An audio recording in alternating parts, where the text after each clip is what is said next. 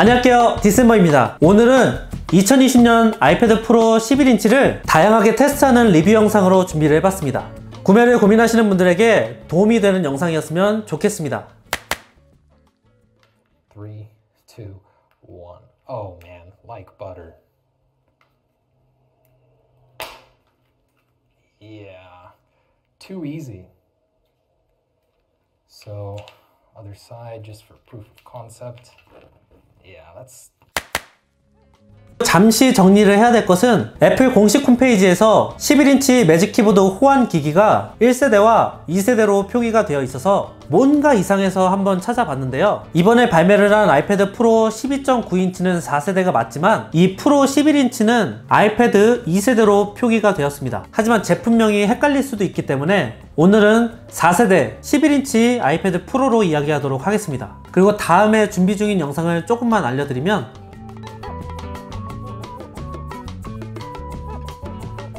다음 프로 비교 영상 뿐만 아니라 다양한 영상들을 보기 위해서 구독과 좋아요, 알림 설정까지도 잊지 마시고, 그럼 지금부터 아이패드 프로 11인치 리뷰를 시작해 보도록 할게요.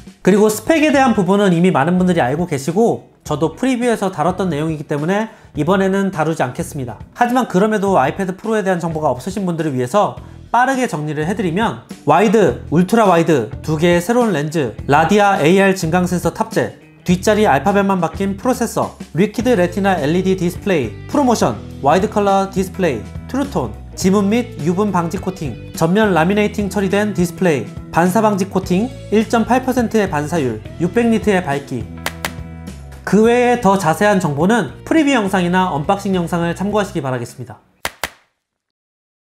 이번에 가장 눈에 띄는 변화는 역시 새롭게 추가된 두 개의 렌즈입니다. 와이드와 울트라 와이드, 이렇게 두 개의 렌즈가 장착이 되었는데요. 실제로 사용하면 어느 정도의 퀄리티를 보여주는지 테스트를 한번 진행해 봤습니다. 전면 카메라 인물,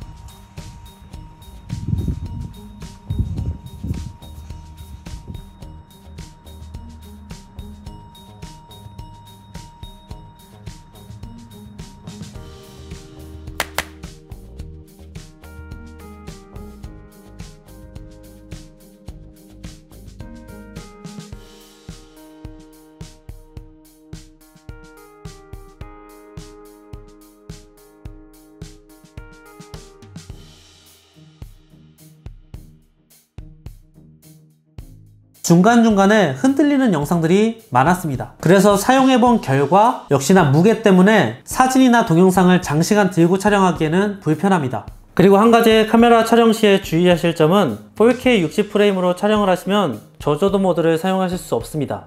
그래서 4K 30프레임을 사용하셔야 자동 저조도 FPS를 사용하실 수 있습니다. 그리고 또 하나의 문제점은 4K 60프레임으로 동영상 촬영을 시작하면 렌즈가 줌은 되는데 울트라 와이드로 바꿀 수가 없습니다. 그래서 녹화를 끄고 렌즈를 교체한 다음에 다시 촬영을 진행해야 됩니다. 이 상태에서도 역시나 줌은 되지만 렌즈는 교체되지 않습니다. 이 부분도 역시나 4K 30프레임을 사용하시면 문제없이 렌즈를 교체할 수 있습니다. 지금 잠깐 마이크 성능을 보여드리기 위해서 프로 4세대로 녹음을 진행하고 있습니다. 그래서 실내에서 사용할 때는 나쁘지 않은 것 같습니다. 밖에서는 과연 퀄리티가 어떨까 싶어서 집 앞에 잠깐 나왔는데요. 바람까지 불기 때문에 스튜디오 퀄리티라고 할지라도 오디오에 바람이 많이 끼지 않을까 싶어요. 이런 컨디션에도 과연 얼마나 괜찮게 나오는지 궁금하네요. 하지만 야외에서 사용할 때는 바람이 부는 상황이기도 했지만 성능이 썩 좋다고는 느낄 수가 없었습니다. 그래서 아이패드를 이용해서 실내에서 촬영을 진행하고 녹음까지 진행하시는 분들한테는 나쁘지는 않을 것 같습니다. 하지만 야외에서도 사용하시기를 원하시면 백업용 마이크나 외장 마이크는 한번 고려해 보셔야 될 것 같습니다. CPU와 GPU 벤치마크 성능 결과입니다. 일단 모델 표기가 이상하게 된 건 왜 그런지는 모르겠습니다.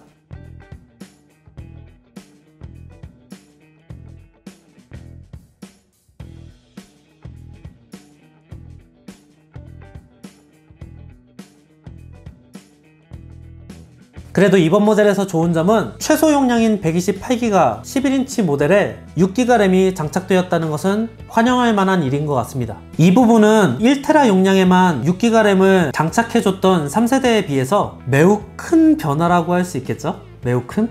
램도 6기가고 그래픽 코어 수도 하나가 추가되었기 때문에, 그리고 프로세서도 어쨌든 알파벳이 바뀌긴 했지만 약간 좋아졌다고 생각을 하면은 마이너 업그레이드일지라도 좋아졌다고 봐야 되는데요. 중요한 것은 3세대와 비교했을 때 체감상으로 느낄 수 있는 부분이 그렇게 많지는 않다는 것입니다.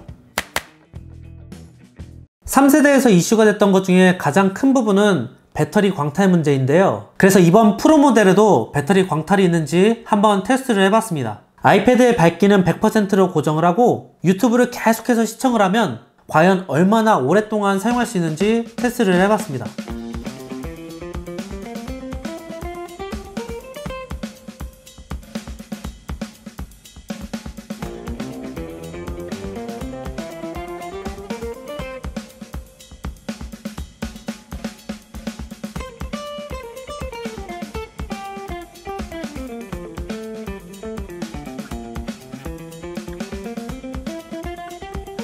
단순한 일회성 테스트였기 때문에 이게 정확하다고 이야기는 할 수 없지만 그래도 대략 7시간 44분 정도를 사용할 수 있었습니다. 그리고 오늘 하루 배터리 사용량을 측정해 본 결과 오후 3시부터 사용해서 11시까지 대략 7시간을 유튜브 시청, 루마퓨전 영상 편집, 게임 등을 실행하면서 총 86%를 사용했습니다. 그래서 7시간 정도는 사용할 수 있다는 결과를 얻었습니다. 하지만 뽑기에 따라서 다를 수도 있고 또 아니면 오랫동안 사용하다 보면은 배터리 광탈 문제가 이슈가 될 수 있기 때문에 이 부분은 안심할 수는 없을 것 같습니다. 그리고 기본으로 제공하는 충전기를 통해서 완충이 될 때까지 얼마나 시간이 걸리는지 측정해 봤는데요. 충전이 시작되고 53초 뒤에 전원이 켜졌습니다. 그리고 완충이 완료되기까지 대략 2시간 36분 정도가 소요되었습니다. 이번 아이패드 프로에는 600니트의 밝기와 초저 반사율이 탑재되어 있는데요. 빛이 매우 밝은 야외에서 아이패드를 잘 볼 수 있는지 한번 테스트를 해봤습니다. 트루톤은 사용하지 않은 상태에서 아이패드 화면을 잘 볼 수 있었습니다.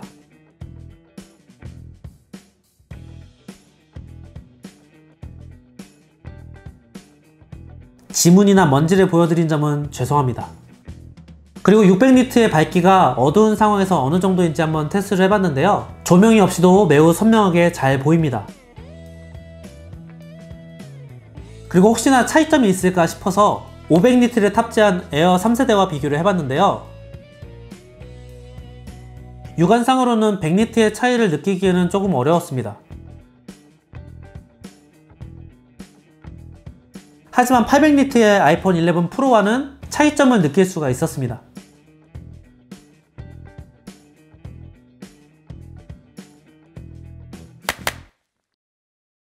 아이패드를 통해서 인터넷 강의를 시청하시거나 또 노트북 대용으로 학교 과제를 사용하기에는 확실히 점점 최적화를 이루어가고 있는 것 같습니다. 아직 매직 키보드가 발매를 하지 않았지만 블루투스와 트랙패드 조합으로 충분히 미리 경험을 해볼 수 있었는데 문서 작업 면에서는 노트북과 큰 차이가 없을 정도로 편리하게 사용할 수 있을 것 같습니다. 그래서 저는 아이디어 노트를 할 때는 아이패드를 사용하는 것이 좋을 것 같다는 생각이 많이 들고 있습니다. 트랙패드가 없더라도 일반 블루투스 마우스를 지원하기 때문에 오른쪽 마우스 클릭과 스크롤 기능만 잘 사용할 수 있다면 충분히 편리하게 이용할 수 있는 것 같습니다. 그리고 아이패드만 이용해서 사용할 때는 가장 큰 불편한 점이었던 문서 작업하면서 원하는 부분을 드래그하는 것도 트랙패드나 마우스를 이용하면 매우 편리합니다. 다만 마우스를 사용할 때에 화면 이동 과정에서 약간의 부자연스러움도 있었고, 아이패드 화면이나 트랙패드에서 사용할 수 있는 제스처를 사용할 수 없기 때문에 좀 더 편리한 작업을 위해서 트랙패드나 매직 마우스, 매직 키보드의 구매를 한 번쯤은 고민해 봐야 될 것 같습니다. 그리고 애플 펜슬 2세대도 다양한 조합이 가능하기 때문에 사용하기에 따라서 다양하게 조합하는 것도 나름대로의 재미일 것 같습니다. 확실히 동영상을 시청하는 부분에서는 넓고 쾌적합니다.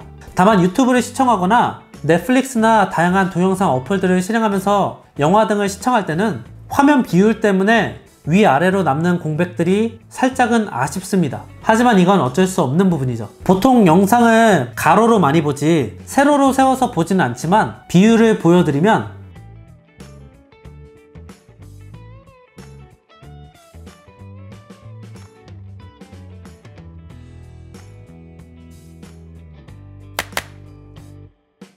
그리고 루마 퓨전을 사용해서 영상 편집을 한번 해봤는데요. 미리 보기를 할 때 렉이 있는지, 또 렌더링 시간은 얼마나 되는지 테스트를 해봤습니다.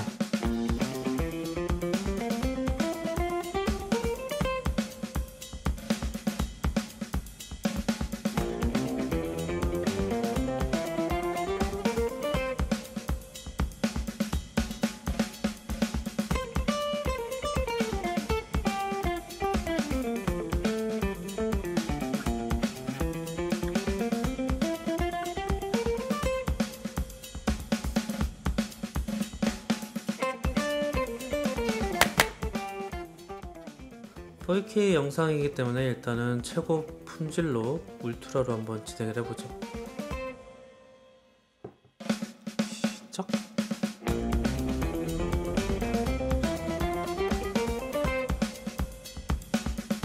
이번에는 1080p로 줄여서 최고 품질 울트라로 한번 가보도록 하겠습니다. 시작!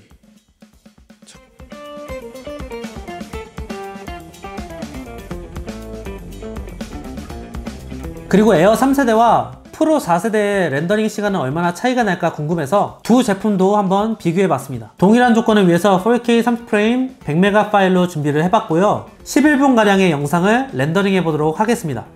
4K 최고 품질 이거보다 울트라로 해서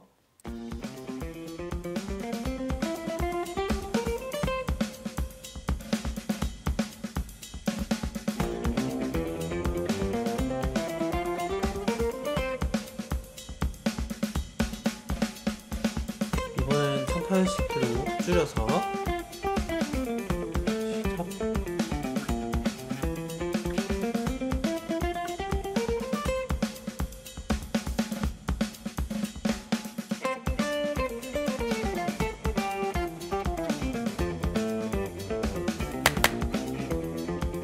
실기감은 아이패드 프로 최상위 모델이기 때문에 역시나 좋습니다. 쓰면서 느껴지는 딜레이도 없었고 바로 써지는 느낌이 듭니다.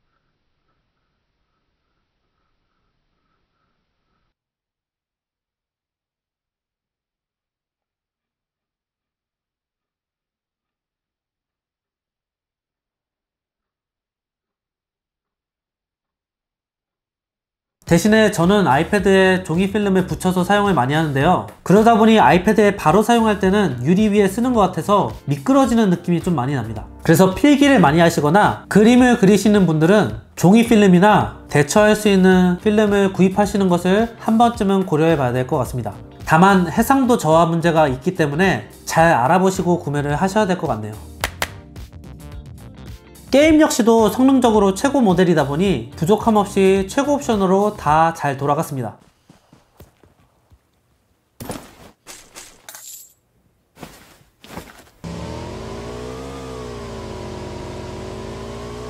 Stay alert. 배틀그라운드, 검은 사막, 콜 오브 듀티 모바일 등을 플레이해 봤는데요. 모두 최대 옵션으로 돌려도 괜찮았습니다.